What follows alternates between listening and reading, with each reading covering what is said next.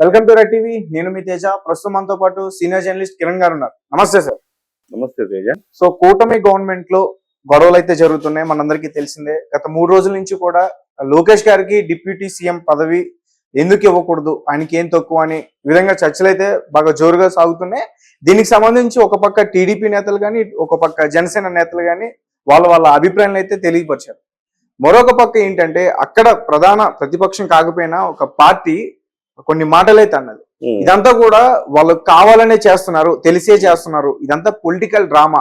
ప్రజలకి ఇచ్చిన హామీలు, ప్రజలకి ఏదైతే చెప్పిన పథకాలు, వాటన్నిటి నుంచి కూడా డైవర్ట్ చేయడానికి ఇలా పొలిటికల్ స్టంట్లు వేస్తున్నారని ఒక మాటలైతే కొన్ని వస్తున్నాయి.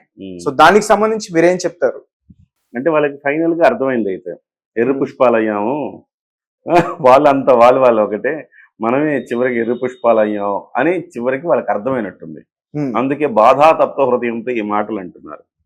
సో ఇక్కడ మనం ఆలోచించాల్సింది ఏంటంటే, మరి వాళ్ళు మాటలు అనుకుంటున్నప్పుడు మధ్యలో మీరెందుకు అగ్గికి ఆజ్యం పోసినట్టుగా మీరెందుకు ఇన్వాల్వ్ అయ్యారు? అనేక మంది అంబటి రాంబాబు అని ఇంకొకళ్ళని పవన్ కళ్యాణ్ పట్ల అవ్యాజమైన ప్రేమను ప్రదర్శిస్తూ పవన్ కళ్యాణ్ తోపు తురుము అని చెప్పి ఇప్పుడు గుర్తొచ్చిందా మీకు? తోపు తురుము అని పవన్ కళ్యాణ్ గారు ఇంతకుముందు వరకు ఏం చేశారు? అసెంబ్లీ గేటు కూడా తాకనివ్వమని ఒక ఆవిడ, ఇంట్రుగా కూడా వేయగలేమని ఒక ఆయన. ఈ పిచ్చి ప్రేలాపనలు పేలినప్పుడు మీరు గుర్తురాలేదా పవన్ కళ్యాణ్ గొప్పతనం? ఇవ్వాలంటున్నారు, అయ్యా పవన్ కళ్యాణ్ చాలా గొప్పోడు అన్నయ్య, చిరంజీవి అన్నయ్య పవన్ కళ్యాణ్ చాలా గొప్పోడు అని చెప్తున్నాడు ఇవాళ అంబటి రాంబాబు. తర్వాత రోజా సంగతి ఏంటి?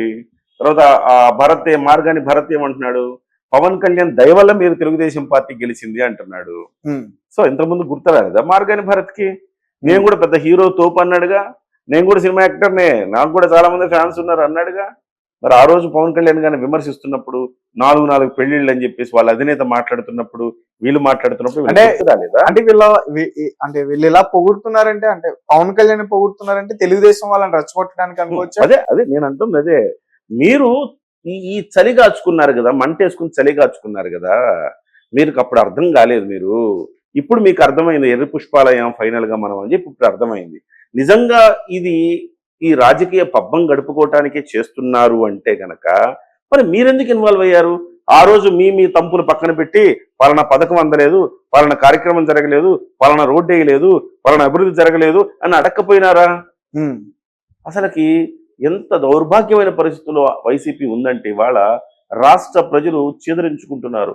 ఆ 11 నియోజకవర్గాల ప్రజలైతే ఎందుకు గెలిపించాం రా వీళ్ళని అనుకునే పరిస్థితి తయారైంది. ఎందుకు అంత దిగజారిపోయింది? ఎందుకంటే మీరు అసెంబ్లీకి వెళ్ళరు, ప్రజా సమస్యలు మీకు పట్టవు, ప్రజా సమస్యల మీద చర్చించరు. మీకు కావాల్సింది రాజకీయాలే. మరి మీరు రాజకీయాలు మాట్లాడకుండా మీరు అభివృద్ధి మీద మాట్లాడండి, సవాల్ చేయండి, అధికార పక్షాన్ని సవాల్ చేయండి. మేము ఉన్నప్పుడు రోడ్లు ఎట్లున్నాయి, మీరున్నప్పుడు రోడ్లు ఎట్లున్నాయి, సవాల్ చేయండి. ఆ రోడ్ల స్థితిగతులు ఏంటో తేల్చుకుందాం.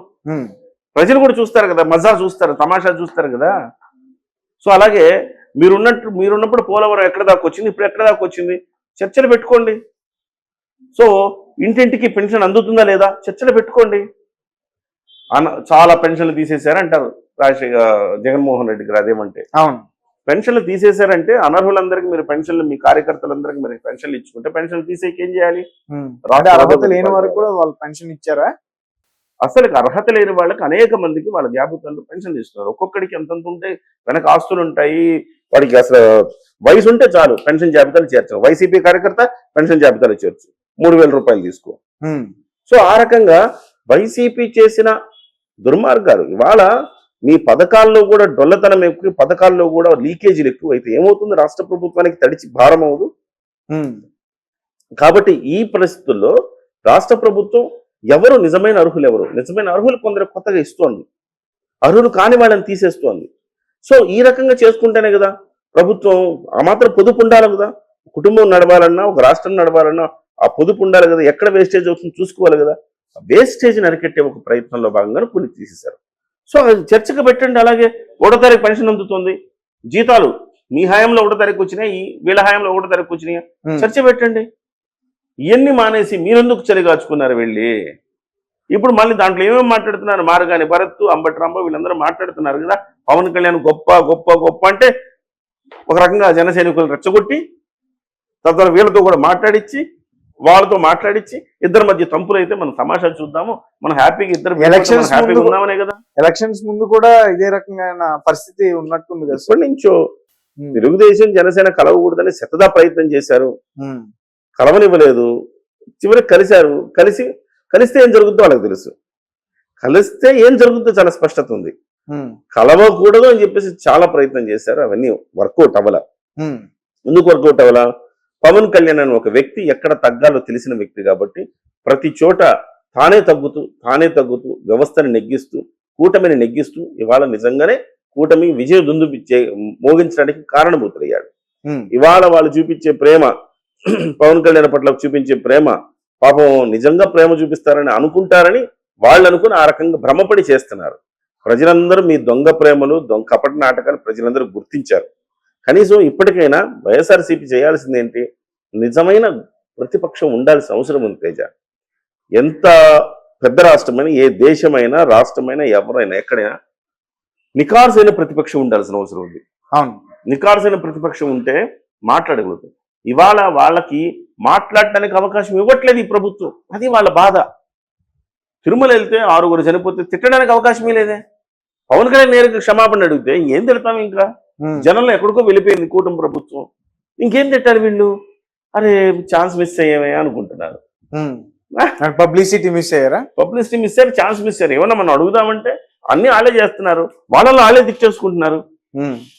వాళ్ళల్లో ప్రభుత్వం ఇక్కడ తప్పు చేసిందంటే అంగీకరిస్తున్నారు. ఎస్, అంగీకరిస్తున్నారు. ఇక కొత్తగా వాళ్ళు అంగీకరించకపోతే నువ్వు ఏదైనా వాదనకు ఛాన్స్ ఉంటుంది. తెలుగుదేశం వాళ్ళు ఏమన్నారు? ఇందులో కుట్ర ఉంది అన్నారు. ఈ 6 చనిపోవడంలో కుట్ర ఉంది వైసీపీది అన్నారు. వైసీపీది కుట్ర ఉందనగానే వీళ్ళకి ఊపిరి లేసి వచ్చింది. ఆహా, మనల్ని అంటున్నారు కదా, ఇప్పుడు మనం కరెక్ట్గా మాట్లాడచ్చు, సో ఇప్పుడు దీన్ని రాజకీయంగా మలచచ్చు అని వీళ్ళు ప్రయత్నం చేసే లోపే పవన్ కళ్యాణ్ గారు వాళ్ళ ఆశల మీద నీళ్లు పోసి మా తప్పున్నా లేకపోయినా ప్రత్యక్షంగానైనా పరోక్షంగానైనా ఈ ప్రభుత్వం బాధ్యత తీసుకోవాల్సి వస్తుంది, సారీ చెప్పాడు. ఇంకేముంటుంది? సౌండ్ పోయింది వాళ్ళకి. సో ఇవాళ పవన్ కళ్యాణ్ గారు మొదటి రోజు చెప్పాడు, ప్రభుత్వంలో ఎంటర్ కాకముందే మనం 21 సీట్లు, తెలుగుదేశం తర్వాత అతిపెద్ద పక్షం మనమే, మనం అధికారంతో పాటు ప్రతిపక్ష పాత్ర కూడా పోషించాలి. ప్రతిపక్ష పాత్ర పోషించడంలో వైసీపీ ఫెయిల్ అవుతుంది కాబట్టి ఆ పాత్ర కూడా మనమే పోషించాలి. ప్రజల తరపున మనల్ని మనమే ప్రశ్నించుకుందాం, డెఫినెట్ గా మంచి రిజల్ట్స్ తెద్దామని చెప్పేసి ఒక స్లోగన్ ఇచ్చాడు ఆయన. అందులో భాగంగా ఇవాళ అన్ని కూడా జరుగుతా ఉన్నాయి. ఇవాళ ప్రతి అంశంలో ప్రశ్న, అందులో భాగంగానే హోమ్ మినిస్టర్ తో మాట్లాడడం గానీ, అంటే ఒక సిచ్యువేషన్ జరిగినప్పుడు డెఫినెట్ గా పిలిపించడం గానీ, తిరుపతి ఇష్యూ గానీ, ఇష్యూ గానీ ఇప్పుడు మీకు ఉంది తేజ. అదే కనుక పవన్ కళ్యాణ్ గారే మాట్లాడారు. మాట్లాడిన తర్వాత ఇప్పుడు నువ్వు నేను ప్రశ్నించాలనుకో, ఈ ప్రభుత్వాన్ని ప్రశ్నించాలనుకున్నావు, మనం ఇంకేం ప్రశ్నిస్తాంలే, ఆల్రెడీ పవన్ కళ్యాణ్ ప్రశ్నించాడు, మొత్తం సెట్ రైట్ అవుతుంది వ్యవస్థ అనుకుంటాం. ప్రతిపక్షం మాట్లాడింది అనుకో, మనం ఏమనుకుంటాం, చాలే వాళ్ళనే కరెక్ట్ చేసుకుంటున్నారు కదా, మళ్ళీ నువ్వు వచ్చి రాజకీయం చేయకు అంటాం. సార్ వాళ్ళకి వాయిస్ పోయింది అక్కడ. తిరుపతి లడ్డు విషయంలో నో వాయిస్, తొక్కిసలాట విషయంలో నో వాయిస్. అన్ని ప్రధాన ప్రతిపక్షం పాత్ర కూడా పవన్ కళ్యాణే పోషిస్తున్నప్పుడు కొత్తగా వాళ్ళ పాత్ర, వాళ్ళ వాయిస్ వినిపించడానికి అవకాశం లేకుండా పోతుందన్న ఒక దుగ్ధతోటి వాళ్ళు ఈ మాటలన్నీ మాట్లాడుతున్నారు. ఇవన్నీ ఒక ఎత్తు అయితే వైసీపీ వాళ్ళకి అంటే ఒక భయం కూడా ఉందనుకోవచ్చా? అంటే ఒకవేళ మనం కొంచెం ప్రతిపక్ష హోదా తనంగా మాట్లాడితే ఎక్కడ అరెస్ట్ చేస్తారు, ఎక్కడ జైల్లో పెడతారు, ఇట్లాంటి భయం ఉందనుకోవచ్చా వాళ్ళకి? అట్లా భయపడితే వాళ్ళు ఇంక రాజకీయాలుగా అనర్హులు కదా తేజ. ఇప్పుడు ప్రజల పక్షాన్ని నువ్వు మాట్లాడితే అరెస్ట్ చేస్తారంటే, ఇక మీ ప్రభుత్వంలో ఎంతమంది మాట్లాడారు, మీరు అరెస్టులు చేశారు, కానీ భయపడ్డారా కూటమి నాయకులు? భయపడలేదు. విశాఖపట్నం వెళ్తే ఎంత గందరగోళం సృష్టించావు మీరు. పవన్ కళ్యాణ్ గారిని కనీసం కారు నుంచి బయటకు వచ్చి అభివాదం కూడా చేయకుండా మ్యాన్ హ్యాండలింగ్ చేశారు కదా ఆ రోజు మీరు.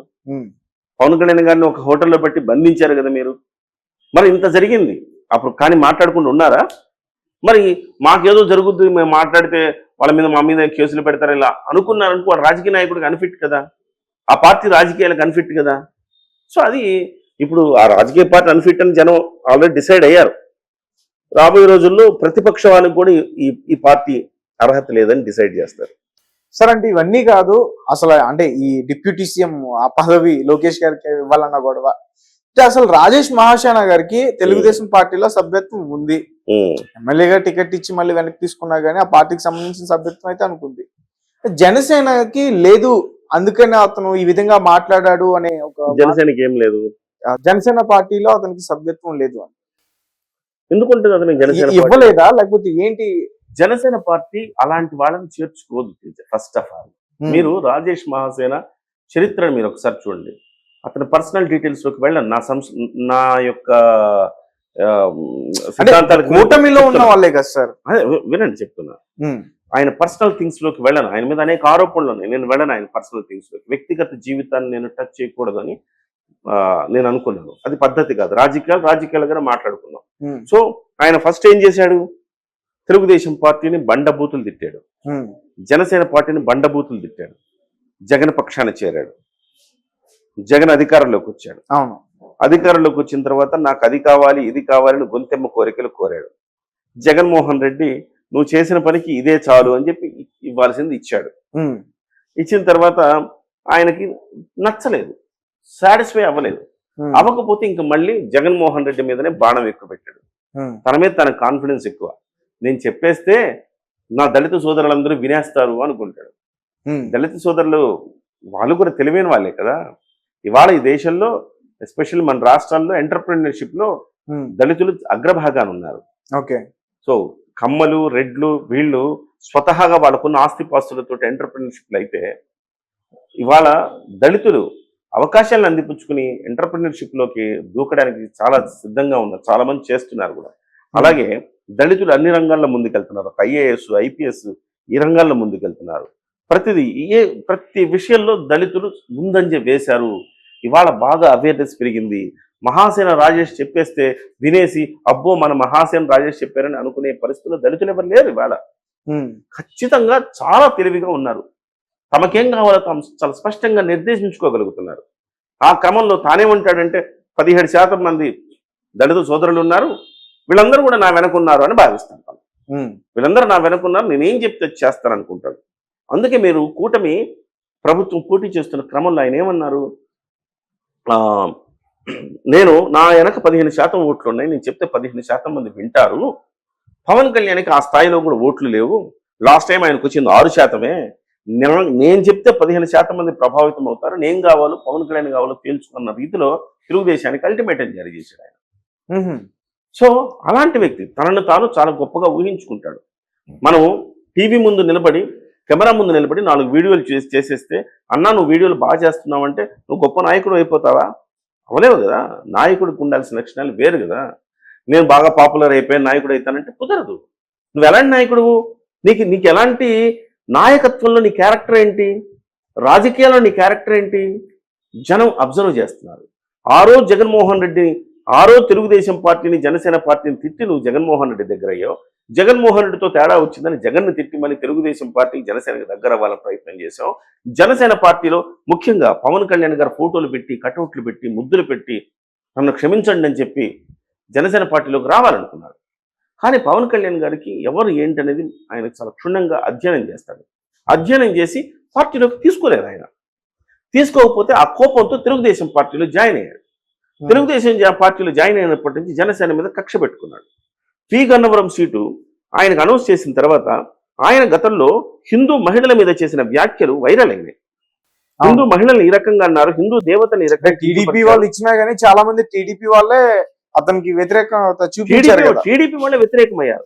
వ్యతిరేకమైతే అతని సీట్ పోయింది. పోతే ఆ సీటు తెలుగుదేశం పార్టీ తీసుకోకుండా తెలివిగా ఈయన కట్టబెట్టింది, జనసేన కట్టబెట్టింది.